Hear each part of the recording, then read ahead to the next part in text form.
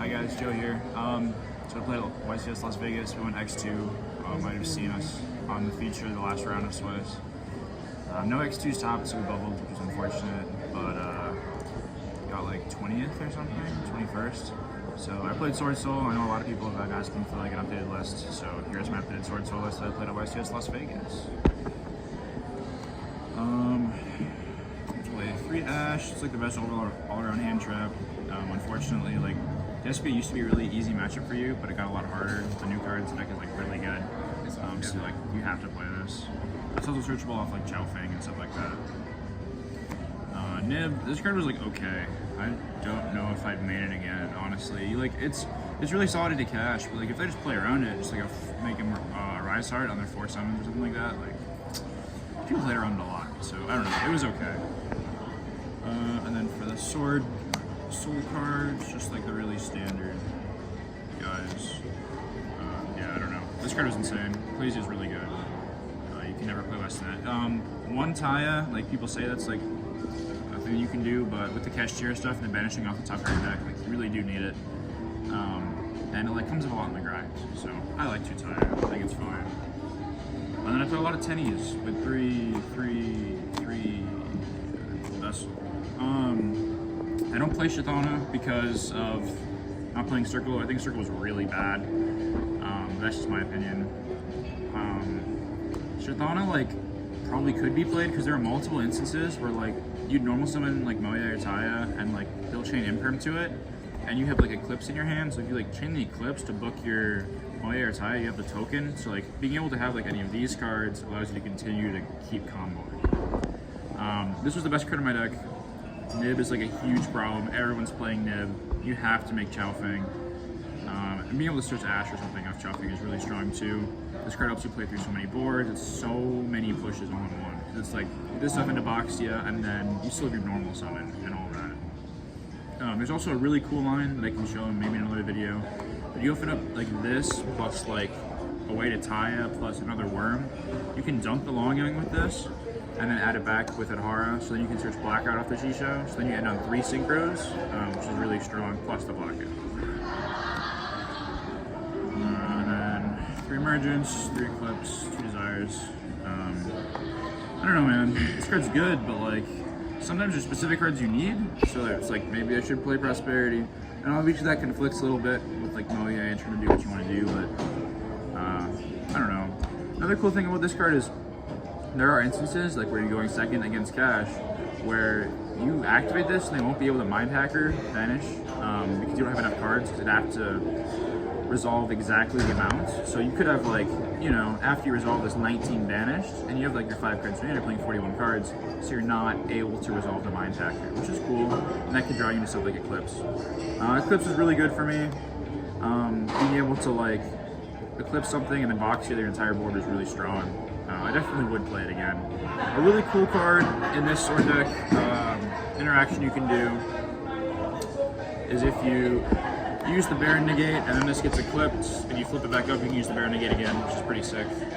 Another thing is if you get nibbed, you can activate this, book your entire board, and the nib stays in hand, so that allows you to like at least keep the bodies on board, because nib can be like the end of the game in this deck sometimes.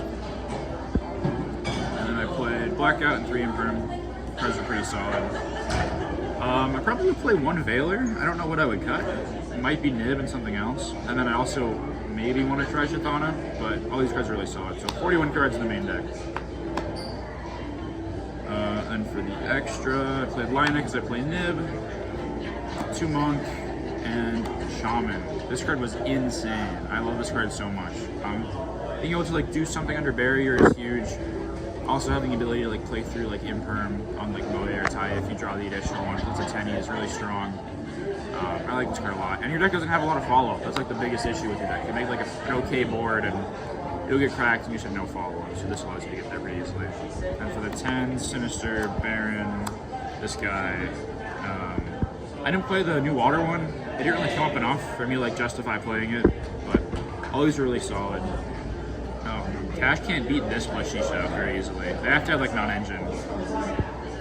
And then Speaking of Shisha, played 2 Shisha, 2 Boxia, Yazi. This card like solos the runic matchup. Can't be targeted. This card's huge, so this puts in a lot of work. 2 Boxia, 3 came up a couple times, but you only need 3 if you're doing like this super greedy like turn 1 combo where you make like Xiao Feng, you have Taya, and then you want to get Moye, so you get the extra draw. So I don't know. 3rd came up like once or twice, but I don't think you need it.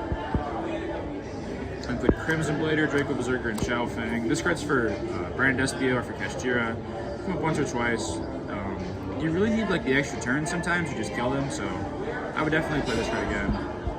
Draco Berserker is crazy. All the Kashjira guys are pretty, like, they're less than 3,000, so this gets a lot of value. And then just Xiao Feng is crazy, obviously. And then for the side, I played 3 Lancia. This was the last card I played in my side. I had all the other 12 cards figured out pretty easily, but I like this card a lot. You have a terrible runic matchup, so like this card's like huge against it. It's really good against Cash, it's really against Flunder. It's like okay against like some of the Despia things too, so I don't know. It's a really good all-around card. Also like evenly murders you. So like this is super important, especially if you're playing all the tennies. You're locked into worms early, so you can almost never make Baron. So like it could be this or Judgment. I like this because it's like an okay going second card as well.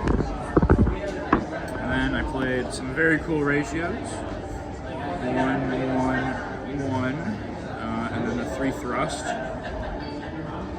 Dark Hole is for Ibli because you can't like search Book of Eclipse off this, so you like search this, clear everything except for the Shangri-La, and then like play from there.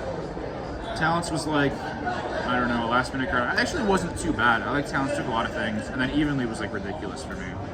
The cool thing about this is you can search Emergence, Desires, but also if you're going for the draw 2 combo, where you have like Moye and Sinister, and then make Shisha to draw 2, and they nib you there, you can Thrust for Vessel, and then Vessel into Boxia, Boxia spin the nib, and then pop the token, summon back a monster, make Shaman, Shaman bring back Sinister. So like, you completely play through nib with just this. And then last cards, 3 Anti-Spell, 3 T-Barrier. These cards are fine. This card was like, I never resolved, it always got Cosmic or something, but it was cool in theory, and this card was really solid. Shout out to the team, shout outs to my teammates Clifton and David, and yeah, thanks for watching.